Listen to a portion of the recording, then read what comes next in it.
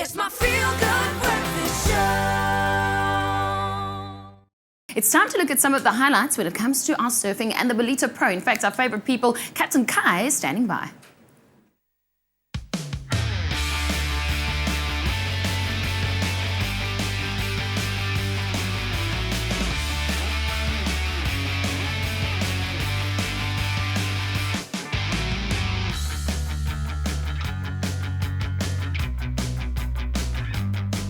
Morning Expresso viewers, Captain Kai here from the Balito Pro, and Quatakuza is the place to be in the winter time.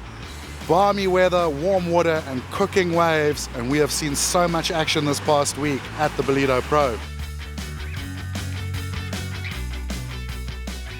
In the early rounds, the Brazilians taking control, guys like Ital Ferreiro and Michael Rodriguez were going absolutely bonkers in the small waves on offer.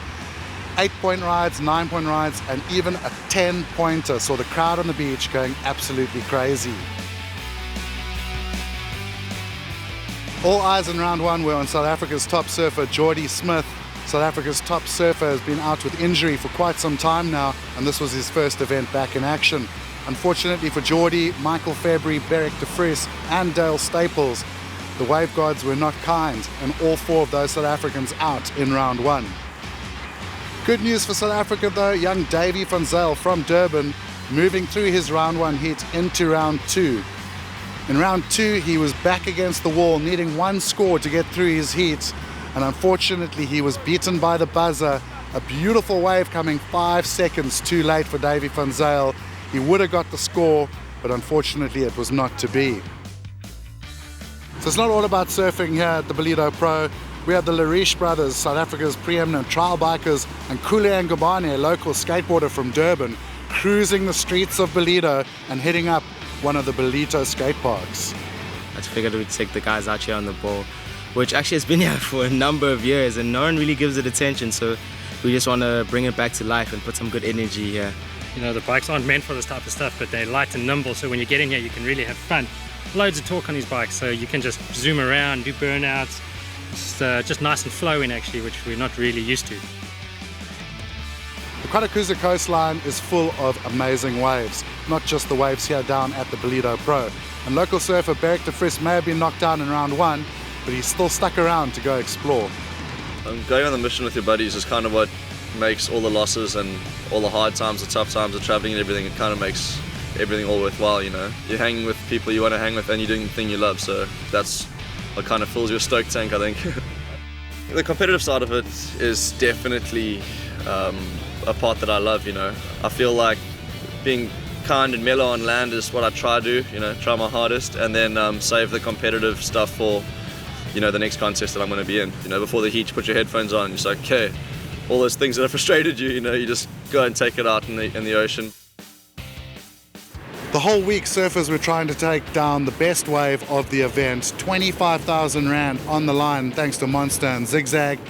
And in the end, it all happened on day one, with Michael Rodriguez from Brazil getting a 10-point ride and earning the 25,000 Rand payday. The Monster Expression session went down just before the finals here at Balito, and some of South Africa's top young surfers going for a 20,000 Rand payday for the best maneuver.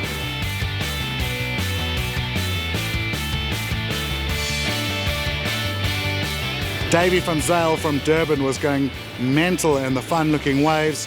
Another surfer going absolutely hell for leather was Shane Sykes. But in the end, it was young surfer Matty McGillivray from Jeffreys Bay who came with a massive air reverse over a big section. And he pocketed a 20,000 Rand check, making him one stoked kid. It was a magical day here on the final day at the Balito Pro. Glassy conditions, firing waves, and some of the world's best surfers going nuts for the crowds on the beach.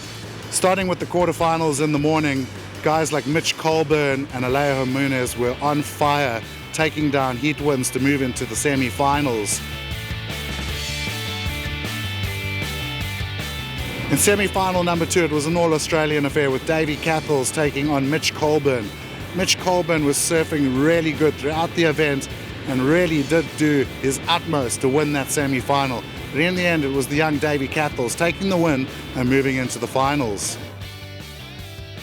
The finals started in front of an absolutely packed beach here in Balito, and it was leigh-anne who laid down the hammer early with a 9.33 ride.